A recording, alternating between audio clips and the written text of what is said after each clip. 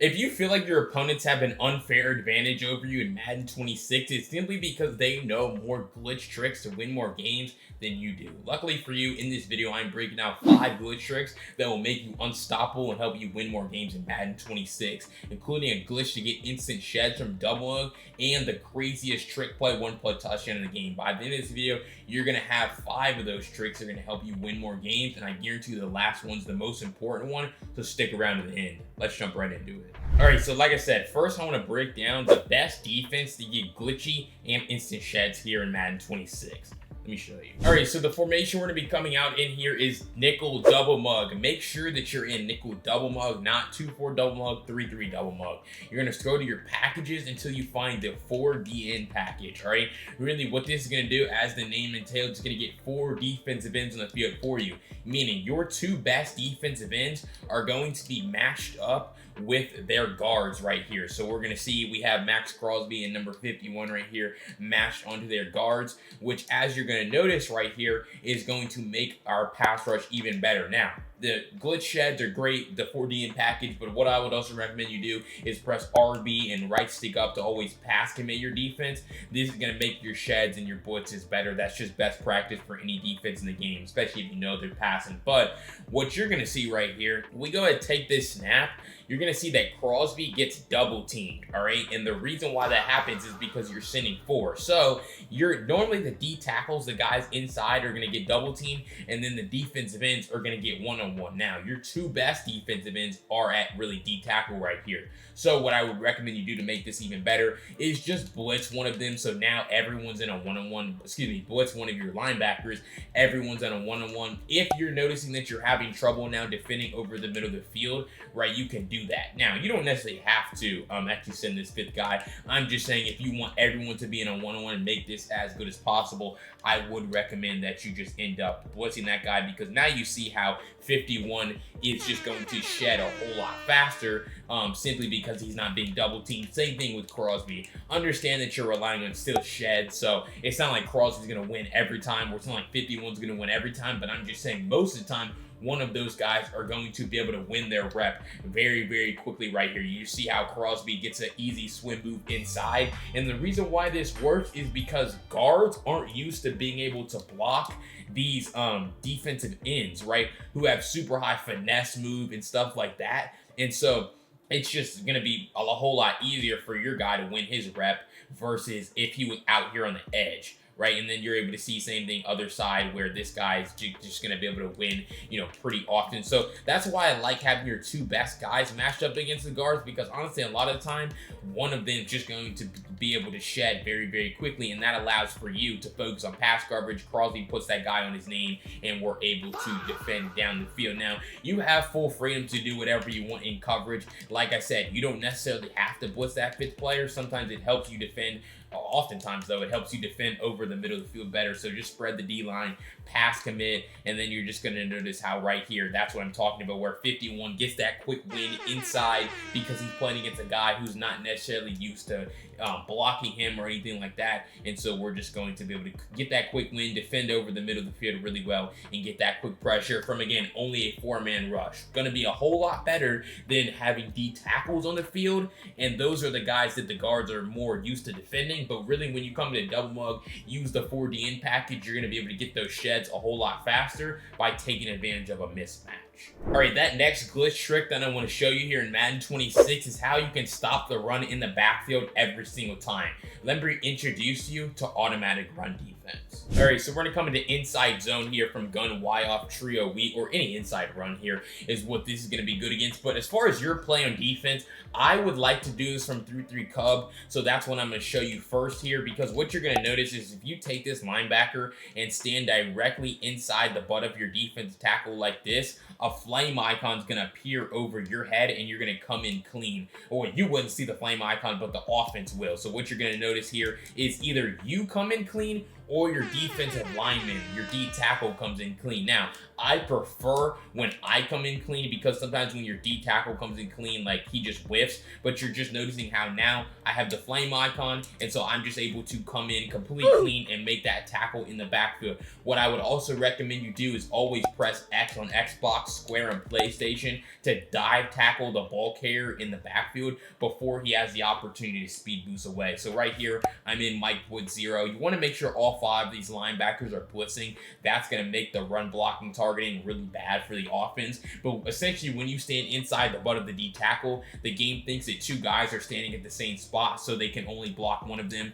Again, letting you come in clean. And then we know that we're in a speed boost era on offense. So if you let people take handoffs, speed boost away, it's just going to be really challenging for you to actually be able to play run defense, when it's going to be much easier when you can just do this every time and make those dive tackles in the backfield. So like I said, you can do this from Cub, right? Every defensive playbook doesn't have Cub, right? So I mean, I'm not going to just show you it from Cub. You can also do it from Double Mug. It's just a different, place that you have to stand. I think every defensive playbook in this game has some form of Double Mug. Now for this one, you don't have to be in Double Mug. You can be in 2-4 Double Mug or 3-3 Double Mug for the automatic run defense. But what we're going to do is we're just going to take this linebacker White and move him over top of the center like this. Now there's going to be a flame icon over the head of that linebacker, meaning he's going to come in clean and he's going to end up making that tackle. So it's really the same thing from Double Mug, where either, if you're in a different defense, you can stand inside the butt of the D tackle, but the alignment of Double Mug make this very easy. All you have to do, if I'm standing over here, you see how 45 on the edge is going to come in clean. As soon as I move over here, now my defensive linebacker here is going to come in clean, and I still want to click on a dive tackle before they can speed boost away. But really, that's the automatic run defense. Either you're going to stand inside the butt of your D tackle if you're in a different defense, or if you want to come into Double Mug here to more easily stop the run, you're just clicking on dive tackling, because sometimes the computer will whiff on that tackle and you don't want that to happen. So either stand inside the butt of your D tackle from pretty much every defense of the game, or you can come into Double Mug and get that automatic run defense by retargeting the offensive line. Alright, so if you found those first 2 glitch tricks helpful here in Madden 26, make sure you go down below and hit that subscribe button. I break down Madden 26 tips and tricks to you guys every single day. You don't want to miss out on any of the content that I have. But if you want all 5 of these tips, the first 2 I showed you and the next 3 to come in written form to save on your phone during gameplay, so you never have to go surfing through videos or lose access to anything I say, make sure you go down below in the pinned comment to join Madden University, where your first month of all my written breakdowns are only going to be $1. New breakdowns get added every single day, and you don't want to miss out on that. So what are you thinking? It's only $1. Join today, and let's jump right back into the video. Because next I want to show you a super useful trick that's going to fix your run offense. Too many of you guys are losing yards behind the line of scrimmage because you're making this one simple mistake. Let me show you. Alright, so I'm going to call inside zone here. This is actually a tip for every single run play in the game that you call, but you guys need to stop holding right trigger as soon as you get the handoff when you're behind the line of scrimmage, because basically what this does is it tells the defensive lineman to shed, right? And so again, it's a best practice. It's not gonna happen every time. Like every time you hold right trigger, they don't immediately shed. But when you hold right trigger as soon as they snap the ball, you're just noticing how these D tackle and these defensive ends, they can shed a whole lot faster. Instead, what you want to do is just hold right trigger once you're past the line of scrimmage or once your blocks have set up. So boom, we're gonna take it again and we're gonna speed boost that time. And so especially with the speed boost, you need to make sure you're holding right trigger, but you only want to do it right as you're about to pass the line of scrimmage so that you can really find your blocks. Right there, I'm holding right trigger too early, excuse me, and so the defensive lineman are just able to shed. But right here, I see the gap, I wait for it to set up, and now I'm able to just rip off a big run, speed boost, and get away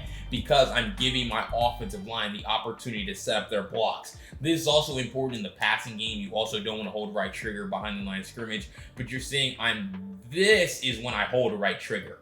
Right here. Am I still behind the line of scrimmage? Technically, yes, but I know that my blocks have now already set up, so I'm free to go. I'm free to hold the right trigger, right? If I held it like right here, then that gives these guys the opportunity to shed. So it's just waiting until like right here, now that I know they're set up, just so that I can get away from Crosby, and now I'm able to get up to the second level of the defense and turn that into a big game. So again, kind of a simple trick here. It's just a simple adjustment that you need to make. Stop holding right trigger immediately. Only do it once you know your blocks have set up and you can get right to your spot, right? That's an example of I held it a little too early and that guy was able to get off his block. Like right here, obviously the lane's clear. I can hold right trigger to be able to speed boost away from a lot of these guys. But again, don't hold it as soon as you take the handoff, because that'll just make it to where, I mean, these guys shed quickly. They come down because you're essentially telling the defensive lineman, hey, it's a run, I need to shed. Whereas if you wait, it's like right there, I don't wait, and he just comes in free, right? So it's like if you wait, really wait for those blocks to set up, now you're just going to be able to get to your spots a whole lot sooner and rip off big gains. So kind of a simple adjustment that you want to make. Stop holding right trigger on run plays immediately. Wait till you pass the line of scrimmage or until your blocks are set up and you're in the clear. All right, and before I jump to those final 2 tips that are even better than the first 3 I showed you, make sure you're subscribed to this channel. Again, I break down Madden 26 tips and tricks every single day. You don't want to miss out on any of the helpful content that I ever drop. But let's jump to those final 2 tips. Because that next one is going to be a glitch to help you recover a lot more onside kicks. There's going to be games where you need an onside kick recovery or you can't get a stop and you need to recover the ball. Let me show you the best way to do that. All right, so we're gonna come into our coaching here. We're gonna come into our depth chart here, and we're going to scroll until we find our kickoff specialist, all right? You're gonna see how obviously it's gonna be your starting kicker is gonna be your kickoff specialist, but what you need to do is come all the way over and find a guy who has lower kick power, all right? So we have kick power, Cam Little has 99, right? But we wanna have a guy who has probably in between, you know, I would say like 40 and 50. I think that Jacoby Myers is going to be a good option for us. So basically, you're just getting an out of position guy, right? So what you're going to do is you're going to find a guy with lower kick power. So Jacoby Myers now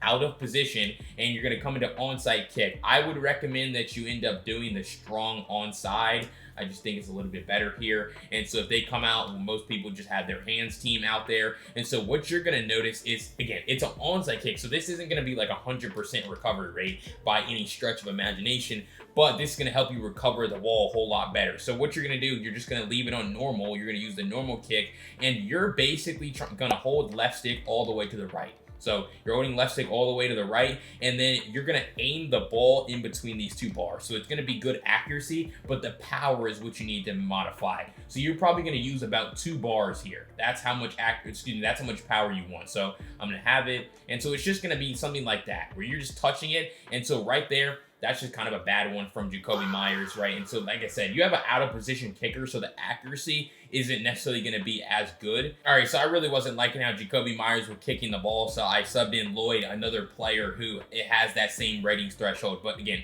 hold it all the way to the right, and now this guy has a little bit less kick power than Jacoby Myers, so I don't need to put as much power on the ball. So again, I'm gonna probably go about right there, and you see how it's still gonna get to 10 yards, and that's really what you're trying to do. You're trying to get the ball to go just 10 yards. You don't want it to go over. That time it probably went like 12 or 13 yards, so you just really have to get in the lab and practice with your guy about how much power actually and how far the ball actually goes when you do this. So you always want to make sure you're holding it all the way to the right. And again, remember that this guy isn't a kicker, so you have to be really precise with this, right? You have to be really precise, because if you put too much power, the ball goes too far. If you don't aim it all the way to the right, the ball doesn't go exactly to the spot that you want. So again, right here, where, I mean, he keeps kicking the ball. So I know now that I need to put less power on. I just need to literally baby tap it as soon as it goes. So boom, just a little tap, and we're just gonna hopefully be able to, I mean, it's just tough because it is an onside kick. So it's like, even though like I put way less power on it that time, this guy isn't a kicker, and so he doesn't have the same type of control. That time that ball is probably just going to be too far, and so yeah, pretty unfortunate.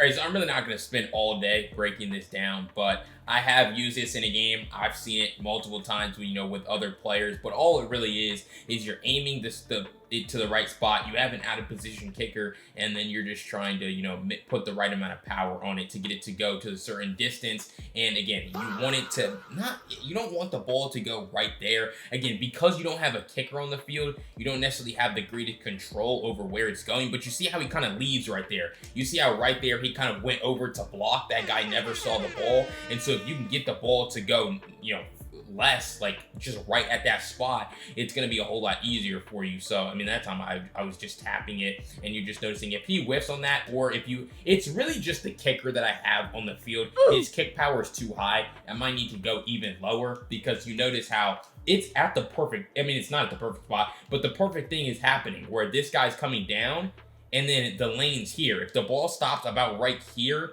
instead of bouncing more, we're the first to the ball. So really, that's the adjustment. Find a kicker who can actually get the ball, who has the kick power, kick accuracy to put the ball at the perfect spot. And normally it's just, you know, normal kick, aim the ball all the way to the right, and then put 2.5 bars. But it does depend on who your kicker is in order, you know, how far the ball ends up going. But that's the onside click glitch. Work on it. You get a good kicker, or really a bad kicker, who can actually execute it, and you're going to be reaping the benefits. But that last glitch trick that I want to show you is actually an unguardable route that's going to have you scoring one-play touchdowns over the top against man coverage. Let me introduce you to the slot fade. All right, so we have a slot fade here on Brian Thomas Jr., and this is a default slot fade. So this slot fade is very effective, but you know, it's already default there for you. So I'm going to show you something else here, but also this slot fade is really effective. This is from doubles flex while up close, motion dig under, but we're just going to take the snap, and you're just going to notice how he's going to bend that route off, and he's going to oftentimes be able to get behind the defender that's guarding him. So